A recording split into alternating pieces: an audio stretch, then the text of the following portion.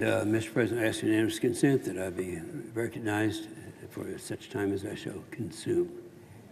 Without objection.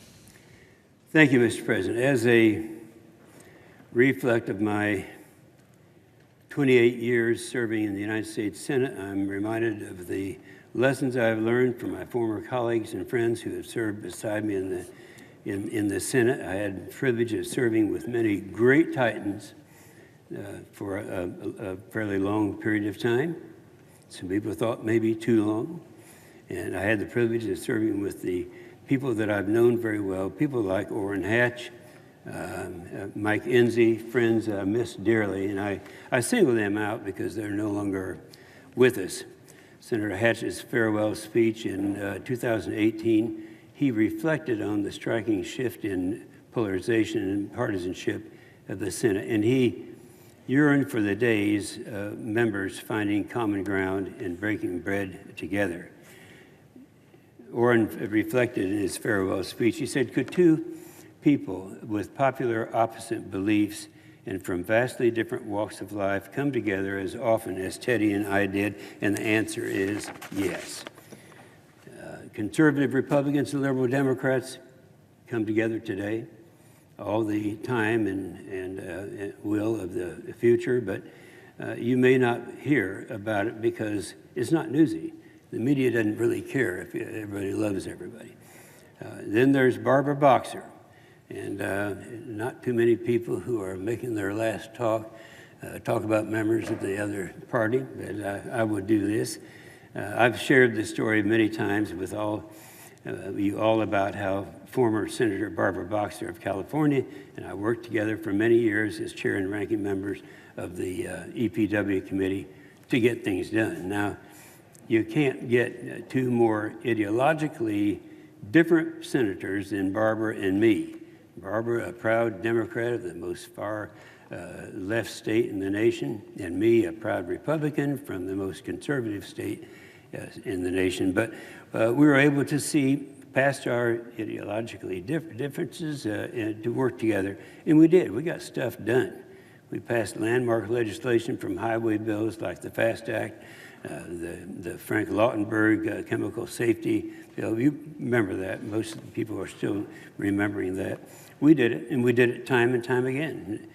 Every Wednesday, the Republicans in this meeting in the Senate is where the chairman will go. I shouldn't probably be telling you, all you guys what Republicans do, but they go around the room and give an update on what their committee is working on, and I would always say at that time, quote, now is the time to hear from the committee that gets things done. And I could say that. That was Barbara Boxer and I got things done. And you know what? We actually enjoyed it. Nobody believes that we would enjoy it so much and actually get things done. Then there is Jack Reed. Today I have a similar relationship with the chairman of the Senate Armed Services Committee. I'm a Republican, he's a Democrat.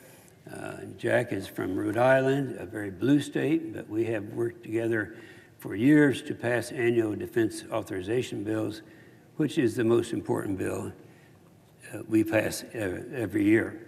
I believe the secret to getting this bill done, and any bipartisan bill for that matter, is determination, but also trust and respect in the member that you're sitting across the table from, a lesson that Senator Hatch set very well.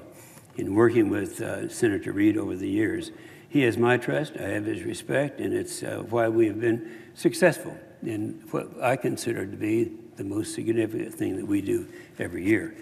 Now for me, I was a builder and developer prior to running for public office. I never contemplated getting involved in politics until one day on the job in South Texas, I was told that I needed more than a dozen permits to build a single dock. Now, that didn't make much sense to me, and so I decided at that time to run for office and try to get things done where people are in this body are actually responding favorably. Now, remember, when I first came to the Senate from the House, after I gave a very spirited speech on the Senate floor, Senator Byrd came up to me and he said, "Young man, The Senate doesn't work like the House. Let me tell you about the Senate. Now, that date happened to be November the 17th, 1994, which was my 60th birthday. And until the day he died, I was still the young man. And Senator Byrd explained to me that, and this is something that a lot of the new members who are just being sworn in as we speak, here for the first time, realize that this is one of the major differences. If you make enemies in the Senate, you're wiped out. And that's not true in the House. And I spent a lot of years in the House before. I also remember friends across the aisle like former Hawaii Senator Danny Akaka, who led singing at our prayer breakfast each week. Ted Kennedy, who I helped out of the Capitol during one of the September attacks that was taking place. And former Majority Leader Harry Reid, who would sometimes move our voting schedule around so that I could get home and watch my grandkids' football games. And then there's the one that we all love, Susan Collins, who is well respected because she makes this institution a better place, and not just because Maine lobster rolls are her signature fare for the eating groups. Real friendship does exist in the United States Senate, but nobody knows it. It's the big secret around here. Then there's a bipartisan Bible study that we have. Some of you are about the Senate Bible study that meets every Thursday in my hideaway in the Capitol. I've made a point not to miss a Thursday Bible study in 28 years. So I got a record going there. No one's going to beat it. It's well, they could beat it, I suppose. After I was first elected to the House in 1986, I attended a Bible study led by a guy named Tom Barrett. I'm going to tell you a story that most people don't want to hear. But one day, Tom Barrett, and a member of Congress from Kansas, invited me to the members' dining room after the Bible study. Keep in mind, this was 1986. They said to me, Inhofe, we think that we've been with you now for over a year since you got in and we think you never really accepted Jesus. Well, I got mad. He said, who's this young guy? They're telling me about Jesus. And they said, all right, when did you ask him? And I said, well, every day. They asked, how long have you and Kay been married? Well, at that time, we were newlyweds. We were probably, I think, celebrating our 29th wedding anniversary. And they said, do you propose to Kay every day? And I said, no. And they replied, why? And I said, because we're already married. Well, bingo, that meant something. And I thought, I said, and I was a little cautious because these guys were younger and I wasn't sure I knew them that well. I said, just in case they were right, in the members' dining room at 2:30 in the afternoon on September 22nd, 1988, I re-accepted Jesus as my personal Lord and Savior. Now, that's life-changing. Okay, now there's Africa. Since joining the Senate, I've made 172 African country visits alongside with good friends from here, like Mike Enzi, John Bozeman, Mike Rounds, Trent Kelly, Tim Wahlberg, and arguably my closest friend, Mark Powers, a real brother. But it all started with Doug Coe. You see, people think of Doug Coe as having been someone who was a great diplomat. He had political influence and all of that. Years back, an article about Doug said this. He said, the extent of Coe's influence in American politics is real. Important figures have acknowledged his role on the national and international stage. For instance, speaking at the 1990 National Prayer Breakfast, President George H.W. Bush praised Coe for his quiet diplomacy. Not many things are quiet around here. Doug spent his years in the countries across the world taking Jesus' name to the kings. I remember him asking me for 8 years. He said, Inhofe, I want you to go to West Africa. And I had no interest in going to West Africa. And he kept saying, and this lasted 8 years. For 8 years, I said no to this guy. But he was very persistent. And I can't tell you why it happened, but then finally I said yes, and I still to this day can't figure out how that happened. But what changed lives, including mine, and all came from Doug Coe. I like to mention some of these people that were really heroes around here that most people don't even know. They don't remember. But they go back and they look them up and they see what great contributions they've made. Not many people are aware of this, but here in the United States Senate, every Wednesday morning, we meet in the Spirit of Jesus. This is something Doug Coe started many years ago during the Eisenhower administration. It's scripturally based, Acts 2:42. We get together, eat together, pray together, and fellowship together, and talk about the precepts of Jesus together. I will always be thankful to Doug for his efforts to quietly speak of Jesus in most every country around the world. Over my 172 African country visits as a senator, sure, I did a military job while I was there, but I developed a deep love and appreciation for the people of Africa that will hold dear with me forever. One thing for my visits remains clear. Building meaningful and lasting relationships with African leaders is vital if the United States is to have a role in the African continent. I was proud to lead the effort to establish AFRICOM. Some of you don't remember this, but we had AFRICOM didn't exist for a long period of time. Every other part of the world did, but not Africa. We had that set that up as a separate combatant command in 2007, and I've seen the benefits across the continent since that time. The presence of U.S. military across Africa means a great deal to our friends and is a worthwhile investment for the United States. A strong and robust relationship with the United States has helped spur economic growth and regional stability across the continent. I think it's important to talk about these things that other people don't talk about. I have faith that my colleagues in the House and Senate will continue the United States-African friendship long after I have retired from the Senate. Western Sahara, there's Western Sahara.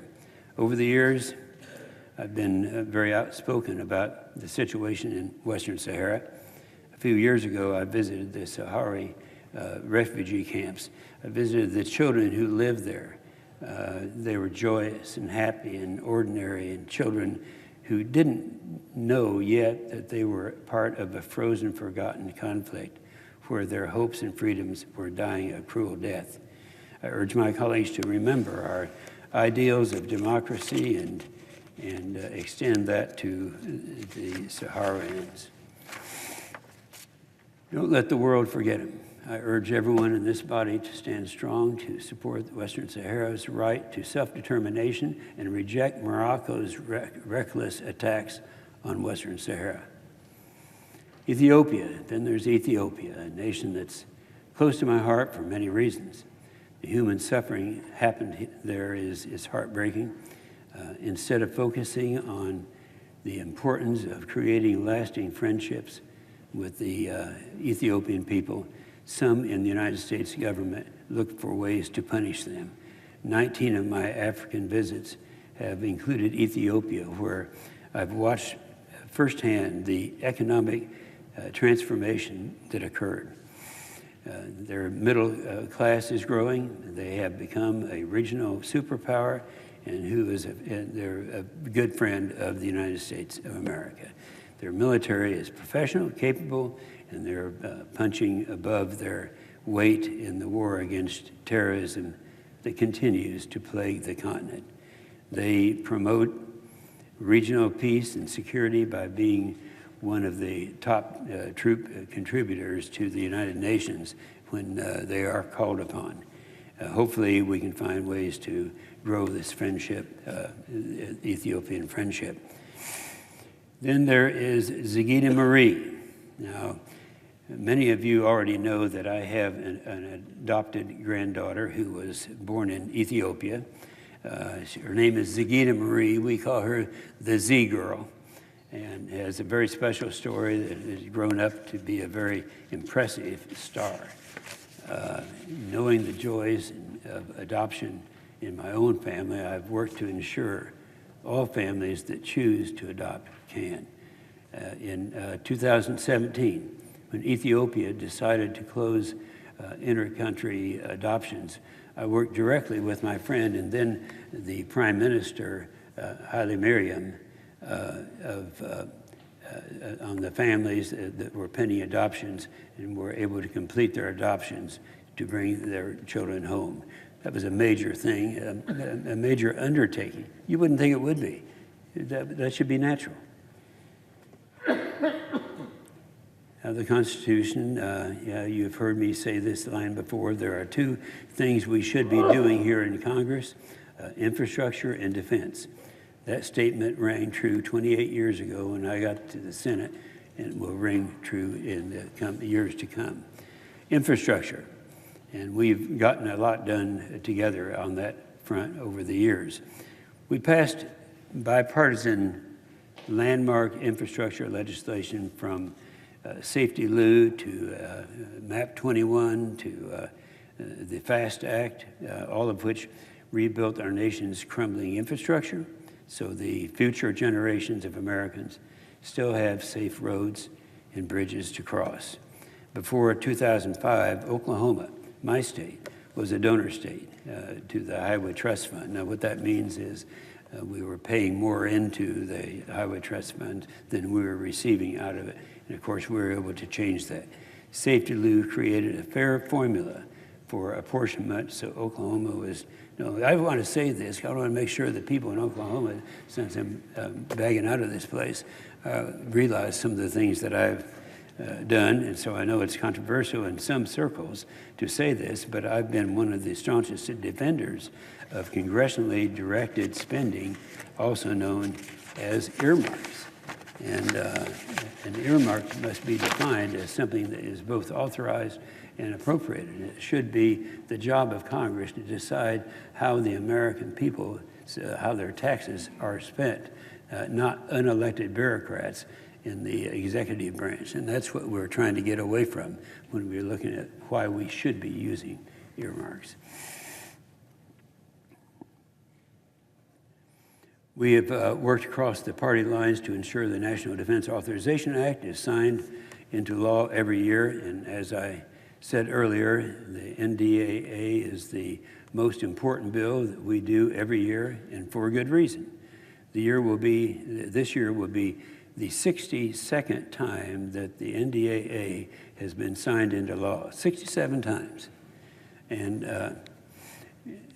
I'm proud to have had a hand in crafting the last 28 years of that bill.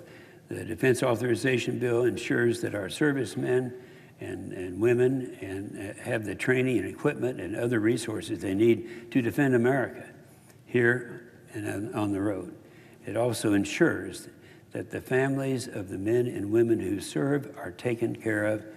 Some elected leaders criticize our military spending, but they need to know that our greatest expense in the military is taking care of our troops, building schools for the young people, and how important that is. And why does it cost more for us to do it than other countries, than the communist countries? It does because we do actually take care of our people. While growing threats from China, Russia, Iran, and others around the world, it is more important now than ever that our troops have what they need to counter this aggression. Ronald Reagan used to say, we maintain the peace through our strength, and that continues to be true today.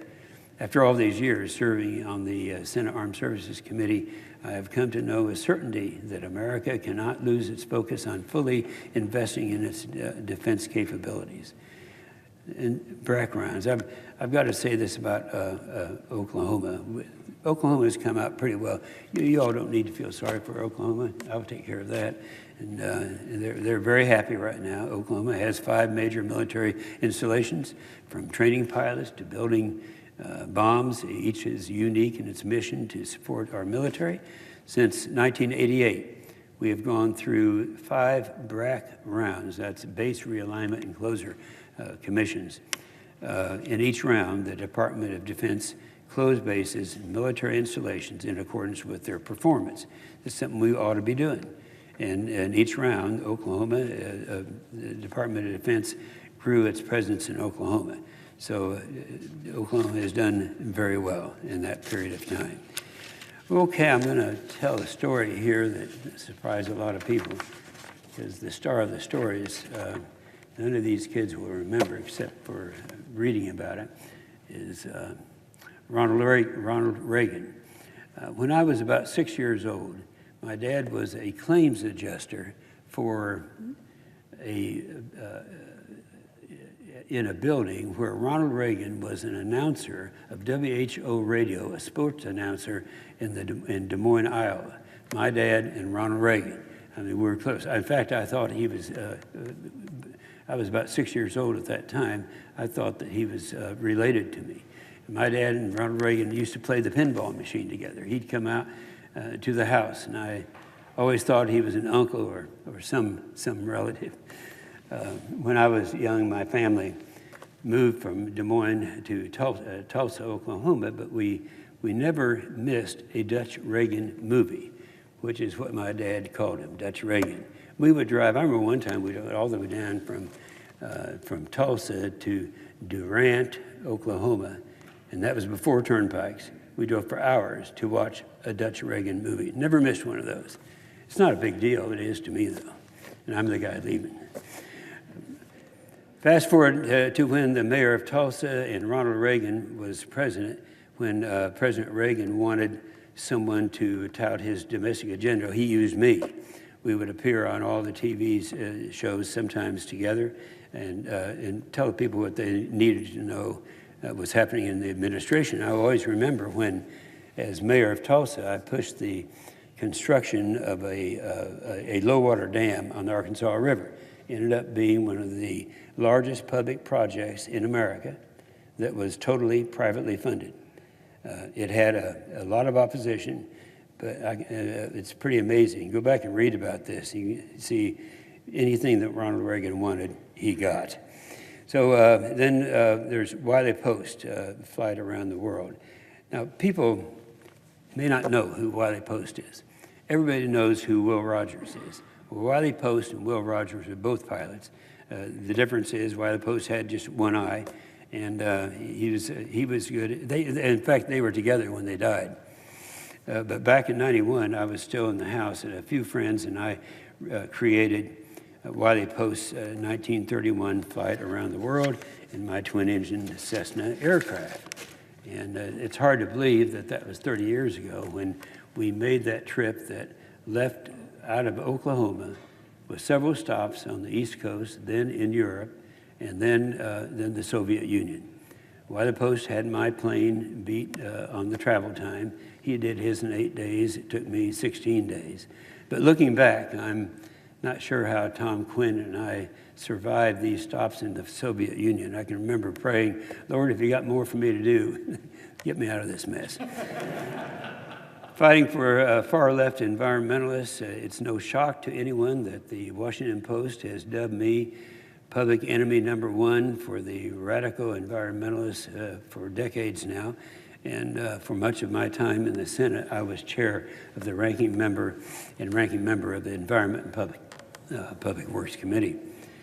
Throughout that time, I pushed back against the Obama administration far-left policies that sought to upend the lives of Oklahomans, like the Paris Climate Agreement, the waters of the U.S. rule, the Clean Power Plant, and many others. These policies were really about giving Washington bureaucrats sweeping control over the lives of millions of Americans. We are debating a lot of these same issues today, and I expect these disagreements will continue into the future. And lastly, I want to take a second to say thank you to all of my current and former staff. They're hanging around out here now. Didn't get much work out of them today. They were pretty busy. But my staff knows that once they leave my office, they are always the same thing. We become very close. We don't have people who leave. They become friends. I lovingly call my former staff the has-beens. It's something, a mark of honor, and to all of you, thank you. You're all about to be has-beens. Most importantly, to my family, I love you. When Kay and I got married 63 years ago, I could never imagine I'd be standing here today with 20 kids and grandkids saying goodbye. Thank you, all you guys, for all you've done all these years. And thank you for putting up with me. And to Kay, my best friend and rock, I can never put into words what you mean to me. So finally, I want to say to the people of Oklahoma, I really thank what you've done for me all these years. Thank you very much. I love you guys.